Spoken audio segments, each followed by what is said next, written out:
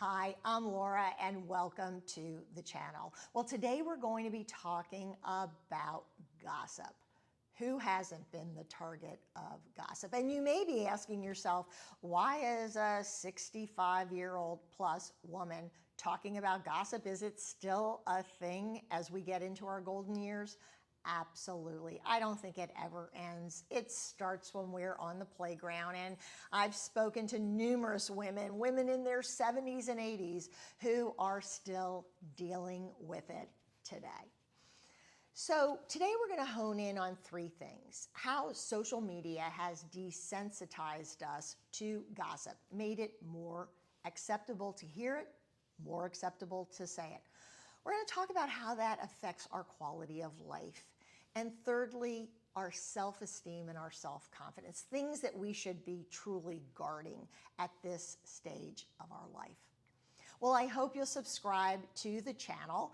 I'd love to hear your comments, share your experience with gossip. I guess it's a big thing if it has its own, well, several movies, right? Gossip Girls, I think there's a 1 and a 2. But honestly, if you look at how women treat each other, I think we'd all agree that gossip seems to be, and by gossip, let's say harsh words, seems to be the weapon of choice for many women.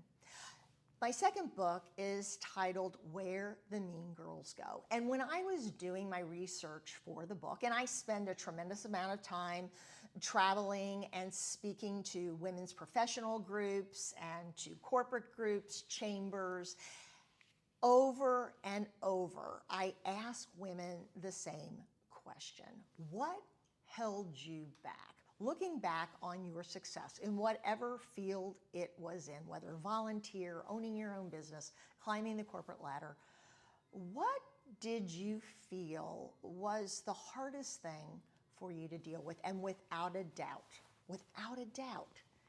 every woman shares the same thing. They share it in a story, they share it in an experience, but it's another woman who had a problem with their success, and instead of just letting it go, decided to talk badly about them, badly about their business, badly about their family, whatever they could do to disparage the person that was having a lot of success.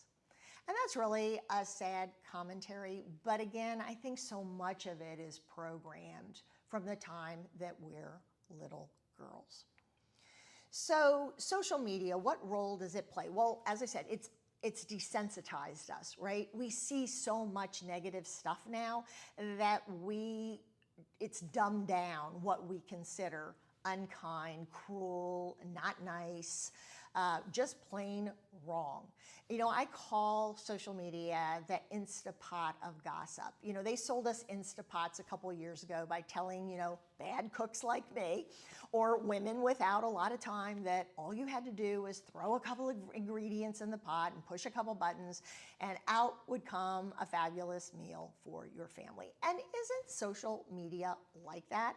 Especially when it comes to rumor, innuendo, gossip, unkind comments. There are people that just throw a ton of stuff out there waiting to see what mixes up perfectly, what gets people to react. So as we've gotten desensitized toward gossip, quite frankly, we've also raised our tolerance level for what we're willing to listen to, what we're willing to hear. And the reason that's a problem is because we bring it into our personal life, right? Bad thoughts in become bad thoughts out. Habits, seeing something over and over again, almost normalizes something. And what we consider, something we don't want to be around starts to change the more desensitized that we get. So how does social media and gossip work together to affect our quality of life? Well, as we get older, we have enough problems. We have enough problems. We have our own aches and pains, the joints hurt, the knees, we've got a headache, we've got a backache, right? We're dealing with physical issues, we're dealing with a change in our lifestyle. Many of us, our friend acquaintance bubble has shrunk. Maybe we've moved, maybe we've lost friends to death. Things are in flux. There are a lot of changes, and for each and every one of us, those changes are different. So hearing bad stuff gets stuck in our head, and quite frankly, it's a downer. We don't need to be around bad stuff. I always say, when follow the things that you want to follow on social media. Don't look at the negative stuff. We pretend it's just like a car accident on the highway, right? And all the traffic slows down. Nobody wants to look, but everybody's slowing down to look. Well, once you see it, you can't unsee it. And that kind of stuff, that negative stuff, the bad stuff, the gossip gets in your head, and it's stuck there. And you may not even realize it's there, but it may start to affect your outlook. So put up your boundaries. Make sure you're seeing things that make you happy. You're into travel, you're into learning new things. Social media is fabulous. But let's face it, as we get older, many of us are spending more time on social media because it's social. So we want to see things that make us feel good about ourselves, good about where we are in life. Which brings me to our self-confidence and our self-esteem. Again, we're already facing a different time in our life. Things just don't work the way that they used to. You can spend a day in the yard doing yard work, and you're going to pay for it the next day because your back is going to kill you. Everything we enjoy doing that's physical, there's usually a downside to. So we've got enough on our plate, right? We're trying to keep ourselves busy, whether you still have a lot of friends and acquaintances in your life or whether you're enjoying a more solitary life. You want it to be drama-free. You want it to be peaceful. You want to allow only people in your life that are willing to lift you up, to fill you up, to make you feel better about yourself. You don't want to be around a bunch of gossips. Talking about social media and self-esteem and self-confidence, we're often seeing that we don't measure up. Okay, we don't look like that person. We don't dress like that person.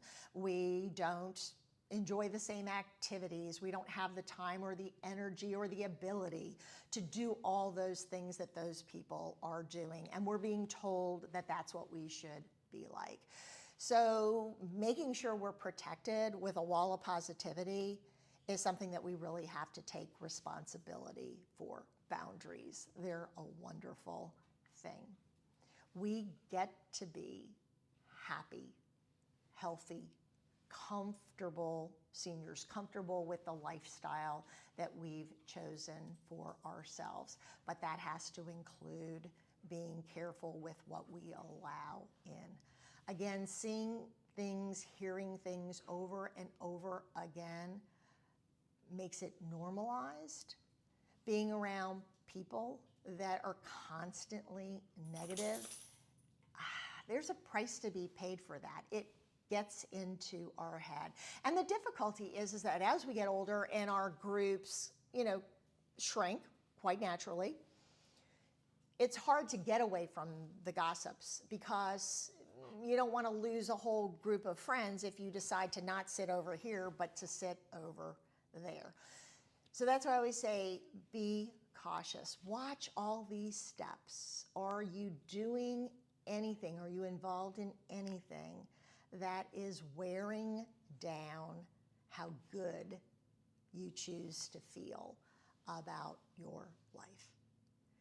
You have to pull back and try sitting at a different table. I think we all told our middle school daughters and sons that many moons ago. You have to be okay with getting away, walking away, limiting yourself on social media, limiting yourself with in-person contact with people who aren't kind, people who aren't decent, people who only want to talk about other people, because when you're not in the room, they're going to be talking about you. So protect yourself, have your boundaries, and make sure that social media, that you manage it just like you manage anything else in your life. See things that make you feel good. Be around people that make you feel good. Be willing to cut things off, because when you see too much and you hear too much, it gets in your head. It affects your quality of life. It affects your self-confidence, and it affects your joy. Well, thanks for stopping by the channel, and I hope you'll come by next time, and look forward to seeing you soon. Please subscribe.